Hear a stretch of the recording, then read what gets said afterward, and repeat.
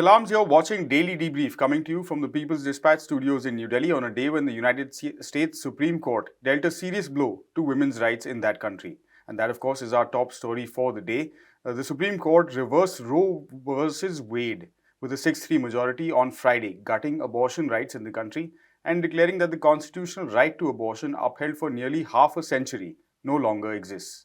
Justice Samuel Alito, whose leaked opinion on the matter has been in circulation since early May, used almost identical language in an opinion that can be quite easily summarized in a few words. He wrote, and I quote, "The Constitution does not confer a right to abortion. Roe and Casey are overruled, and the authority to regulate abortion is returned to the people and their elected representatives." End quote. The judgment might lead to as many as 26 US states banning abortion in the near future.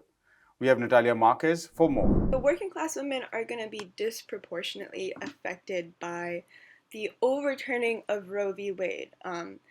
Several states in the country, 13, have trigger laws. So those are laws that were passed while Roe was still valid, that stipulate in the law that they will go into effect as abortion bans immediately after Roe is overturned. So, right-wing politicians in those states have been very well prepared. The fact that this ruling is immediate, the effects are immediate.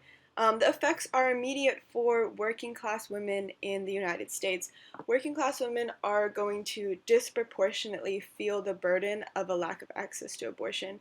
They're not going to be able to travel out of state, skip work to travel out of state, have the funds to do so.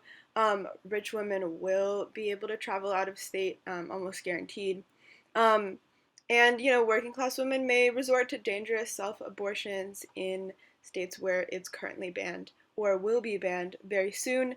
Women who are forced to carry an unwanted pregnancy, they are 4 times more likely to live under the federal poverty level, and they're 3 times more likely to be unemployed.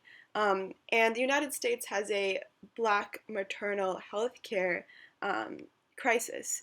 Black women are 3 to 4 times more likely to experience a pregnancy-related death than white women. So, you're adding, taking away a necessary healthcare measure, which is an abortion, into a system that already has a maternal healthcare crisis. That's going to have disastrous effects for women. Black women make up a lot of the working class in the United States. This is going to be really harmful for working women, especially. In the streets, there's been a massive sort of uprising against this.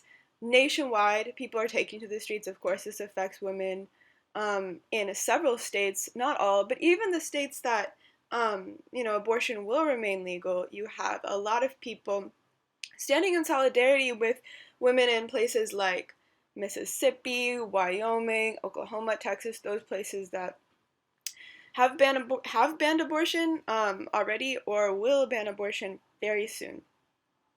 The main demands of protesters, people are very angry.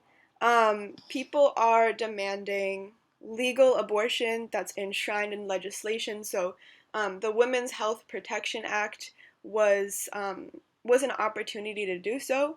It was a bill that went through Congress, but it got voted down in the Senate when conservative Democrats like Joe Manchin refused to vote with the rest of the Democratic Party, and the Democratic Party did not have a supermajority in the Senate to get the bill passed without encountering a filibuster. So the bill failed, despite the fact that if we had the Women's Health Protection Act, it failed about a few weeks ago. If we had the Women's Health Protection Act, overturning Roe v. Wade would not be a problem because abortion would be enshrined in legislation as a human right.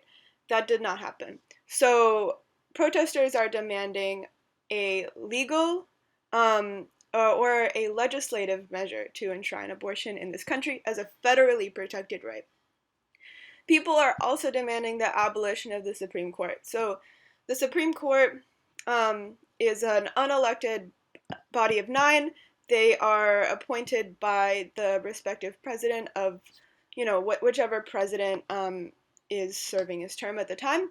So yeah, they are an unelected body of 9, yet there are so many different rights that have been decided through Supreme Court cases, and that unelected body could at any moment decide to reverse those decisions, as we saw with Roe. So interracial marriage, contraception, all those different rights are, same-sex marriage, all those different rights are at risk because they have been decided through Supreme Court cases over the years. And as we saw with Roe, that can just be scrapped instantly at their whim. And so people are saying that this is a very undemocratic process.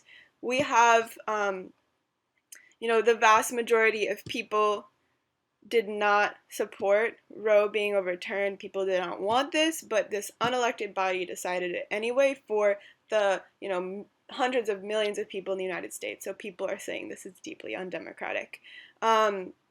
People are still out in the streets. I think only time will tell if there will be a movement large enough to fight back against this and try to get some sort of legal form of abortion, or people are already demanding a major upheaval of the system. Next up, this weekend in Madrid, in the face of the NATO summit, movements and organizations from around the world are organizing a peace summit with a simple central theme: No to NATO. The summit covers perspectives from the feminist struggle, ecology, healthcare, Western Sahara, Palestine, South Africa, Cuba, Germany, Finland, and El Salvador, and has activists and organizations share their analysis and visions for a world that will respect the sovereignty of the peoples and build human rights for all. I spoke earlier to Franziska Kleiner of the International People's Assembly, who is part of the team organizing the Peace Summit. Franziska, good to have you on Daily Debrief. As you so well put in your article on People's Dispatch, while they're organizing the summit for war, you were busy organizing the summit for peace. Tell us, why is such a diverse set of activists from around the world getting together and saying no to NATO? Thank you for having me on. It's very important to have this peace summit at this moment. The peace organizations or the general peace movement in Europe has been somewhat dormant for a while. The last big activities have been in protest of the Iraq war. But now, of course, with war in Ukraine going on, we see that this threat exists even in Europe. We tend to ignore wars that are happening elsewhere in the world, but now it's back at the doorstep of Europe. And so there is a very current problem. The issue of war and peace is again on everybody's mind, and it comes with a lot of different aspects. There is the NATO threat, the NATO expansion. There is the increase of military budgets. There is accepting new members into NATO, which Finland and Sweden are going to join the NATO summit here as potential members of NATO. So all of this has revived not only the peace movement, but also brought this threat to the attention of a lot of other organizations. Again, as I mentioned, social justice, such as the increasing austerity in European countries, suddenly makes people realize that an increase in military budgets for 2% is a huge number. So social justice organizations come together. The treatment of refugees, exasperated by the fact that now there's also Ukrainian refugees, has brought refugee rights and migrant rights organizations to the table. So all of them, and the feminist movements have discovered that, of course, peace has always been a feminist issue, and now it's on the forefront again. So that creates a very diverse group of activists, organizations, and movements that have come together here in Madrid to protest the upcoming NATO summit. Right. So obviously, for different people, there will be different areas of interest that they're specifically involved in. For you personally, Franziska, what have been some of the highlights so far of the weekend? So what I enjoy in particular is that because the groups that are here are diverse, we're approaching the issue of peace from very, very, very different perspectives, which I believe is very important, because often we have very fuzzy definitions of peace. Some peace activists will be here, and what they want to do is go back to a peaceful Europe, when we in reality can say that Europe hasn't been peaceful for refugees being beat back at the borders in years. It hasn't been peaceful for the exploited masses of the global South that get to feel the brunt of imperialist exploitation. So bringing diverse voices together has meant that we are really discussing what is peace and what is the peace that we imagine? What is a socialist peace? So this is what has been a highlight for me, to make sure. We've just had an international panel with people from like many European countries, but also with people from the African continent. And that is definitely the highlight, to make sure that this peace discourse is one that is grounded in material reality of people and doesn't begin with a fuzzy notion of, yes, of course, everyone is for peace. Pacifism is not necessarily, even the most hawkish people will say that they're for peace. The governments that want to deliver weapons to the Ukraine do that in the name of peace. So we need to claim what peace is and what the concept is, and that has been a highlight to discuss and bring together. All right. And you have a big rally, a big march coming up for the Sunday as well. So thank you so much for taking the time out to speak with People's Dispatch. We hope they let you back in the venue soon so that you can continue your workshops and your discussions. And all the best for tomorrow as well. Yeah, thank you so much. Thank you so much for having us. And we'll report from the demonstration, which hopefully will be a big success. And finally, every democracy has its dark spots, and India is no exception. On June 25th, 1975, which is 47 years ago, Prime Minister Indira Gandhi, in a desperate attempt to save her government from collapse after the country's Supreme Court, issued several rulings not in its favor, and in the wake of mass discontent, declared a state of internal emergency. Many commentators and political activists who fought the emergency have called it the first blemish on the promise of a free India. Almost 50 years later, those events have become, without question even, a template for authoritarianism in the country and weapons for those who wish to convert the sovereign, independent, secular socialist republic into a Hindu nation. For more on the emergency and its legacy, we're joined by NewsClick's Pragya Singh, who you might be familiar with as a co-host of this show. Pragya, good to have you with us in a different capacity today. First up, a little bit about the emergency itself. Yes, Siddhant, thanks. Siddhant, at the time of the emergency, June 1975, Indira Gandhi was the top leader of India's biggest political party. In 1971, her Congress party had won a landslide majority in the election, in the general election. But she had contested from the Rai Bareli seat in the most populous state, Uttar Pradesh, and she had defeated her rival, Raj Narayan, by over 100,000 votes. However, Raj Narayan contested her victory and he approached the regional court, the provincial court in Uttar Pradesh, which did not rule in Indira Gandhi's favor. It found that she had committed a couple of electoral malpractices. So we have to remember that that time was of one of great upheaval in India. There were student protests going on in one of the most populous states, Bihar. There were also protests demanding affirmative action going on in Gujarat. And there were widespread sort of discontent over corruption in government offices, over price rise, over unemployment, and there was a sort of rising crescendo of opposition to Indira Gandhi. Now, her regime had also brought India to victory in a war against Pakistan, and India was also responsible for the birth of Bangladesh. So at the same time, Indira Gandhi's popularity was on a kind of zenith. So when the Supreme Court gave its ruling, and Indira Gandhi did not think that she could accept it.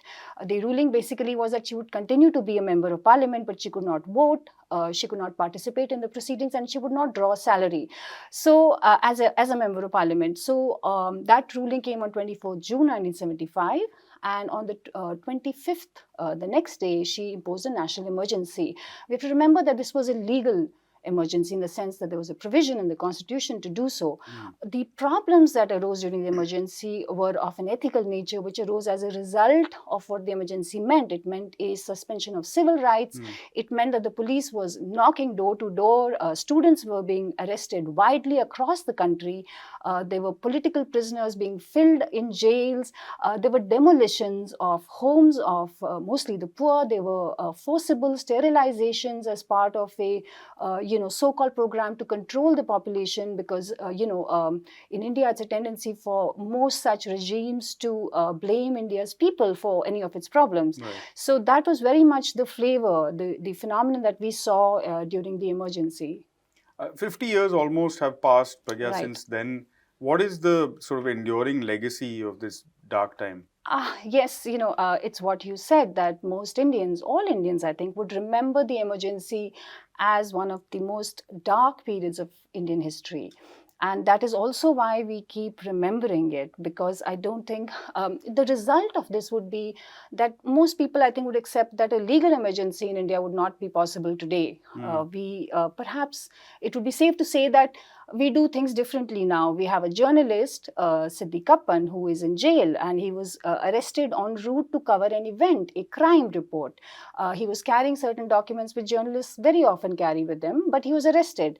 On the 24th of June 1975, a big rally was held in the capital by two of Indira Gandhi's and the Congress's rivals, Atal Bihari Vajpayee, who later became the Prime Minister, and JP, who was her strongest rival in the social sphere.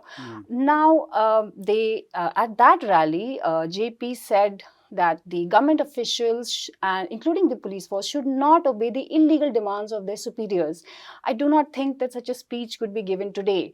We also have to remember that there was a lot of regional diversity, if you want to call it that, in terms of how the emergency provisions were implemented. There were certain state governments, the farther you get from the center, you often tended to find that there were certain state governors, state chief ministers who did not want to implement the full force of the oppressive measures of Indira Gandhi's regime, which was backed by her family, in particular her son, and the lackeys and close hangers. coterie of Absolutely. So there were certain state governments which did not implement the emergency measures to their full force, and so you had in say Hyderabad, say Andhra, where the chief minister was not so keen to do some of the oppressive measures which the center was dictating, or which were actually being monitored by the center. And we have to remember also that the middle class then was extremely happy with some of the measures taken during the emergency. You had people walking down the streets and their pants would be cut, because that was the season. The fashion at that time was of bell bottoms, and even those would be cut, because you